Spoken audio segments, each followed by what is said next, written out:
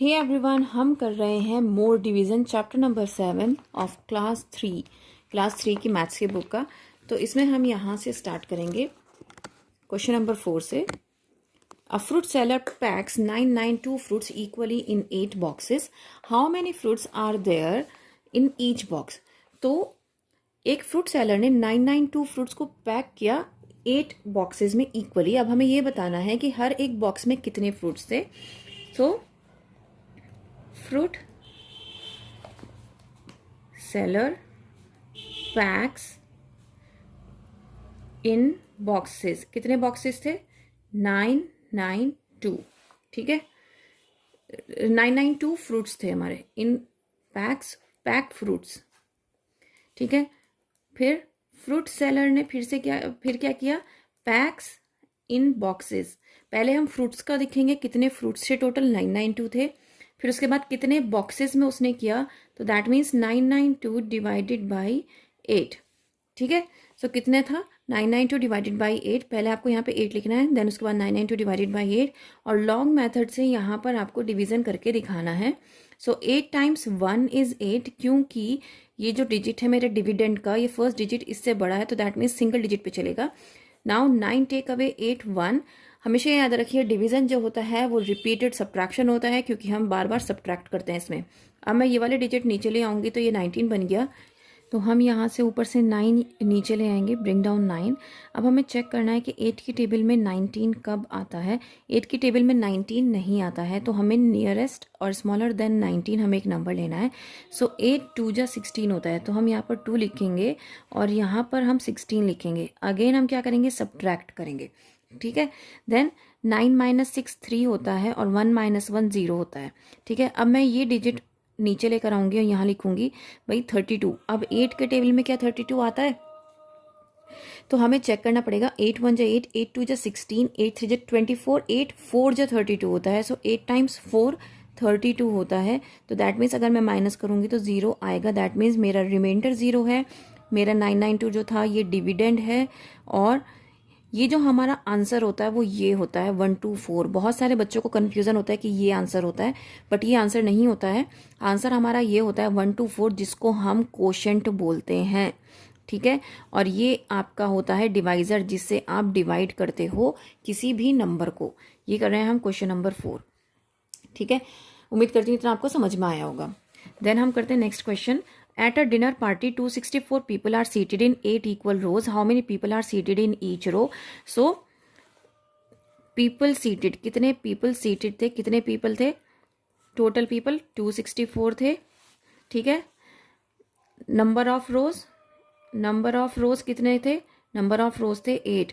सो हमें क्या निकालना है? People seated in each row निकालना है, कि people seated in each row. तो वो हम कैसे निकाल सकते हैं?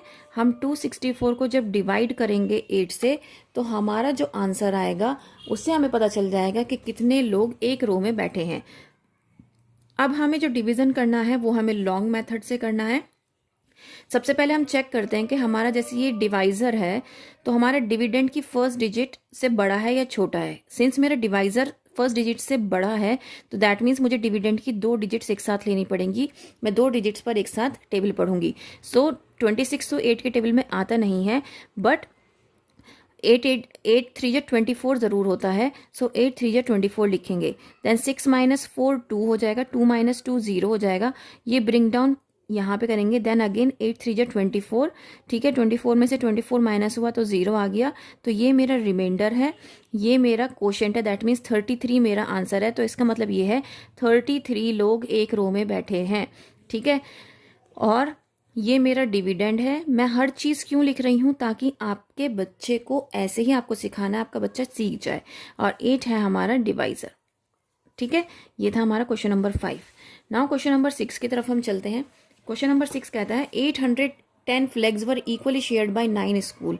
810 फ्लैग्स इक्वली शेयर किए गए 9 स्कूल्स में, तो हम हर एक स्कूल को कितना फ्लैग मिले? सो फ्लैग्स शेयर्ड, फ्लैग्स कितने शेयर किए गए? 810। ठीक है, स्कूल्स कितने थे टोटल? 9। ठीक है, हमें क्या निकालना है, फ्लैग ईच स्कूल गेट, हर एक स्कूल के पास कितने फ्लैग आए। तो जब तक हम 810 को डिवाइड नहीं करेंगे 9 से तो हमें पता नहीं चलेगा, है ना।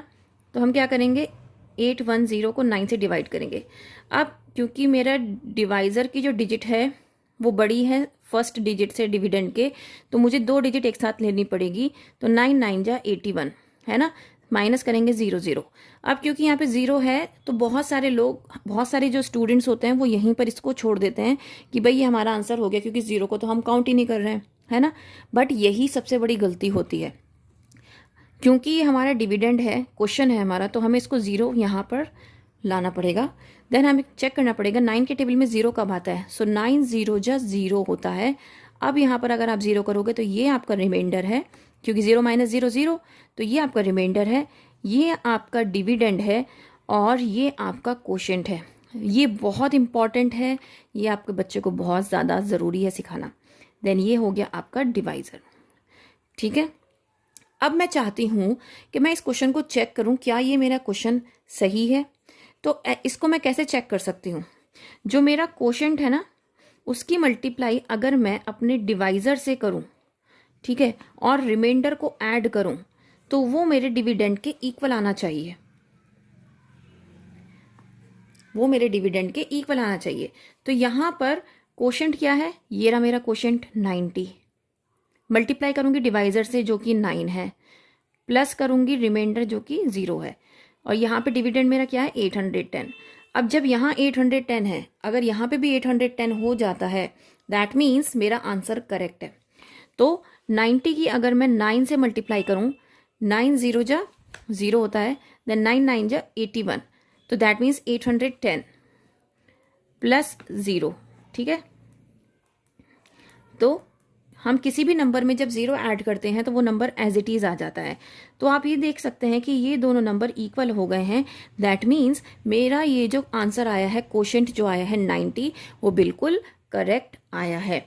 तो हर एक स्कूल को 90 फ्लैग्स मिले हैं, ठीक है। ये कॉन्सेप्ट जो है ना, ये चेकिंग वाला, इसको हम कहते हैं चेकिंग कॉन्सेप्ट, कि हमारा आंसर सही है या नहीं है। देखिए अगर मैं यहाँ पर इसको 0 को ना उतारती और ये वाला ना लगाती तो 9 9 जा 81 होता डायरेक्ट मेरा आंसर, जो कि इक्वल नहीं था 810 के। तो अब आपको समझ में आया कि चेकिंग भी बहुत ज़रूरी है। आप बच्चे को जब डिवीज़न सिखा रहे हैं तो चेकिंग ज़रूर सिखाइए ताकि वो अपनी गलतियों को खुद से चेक कर सके। That's all from my side, thank you.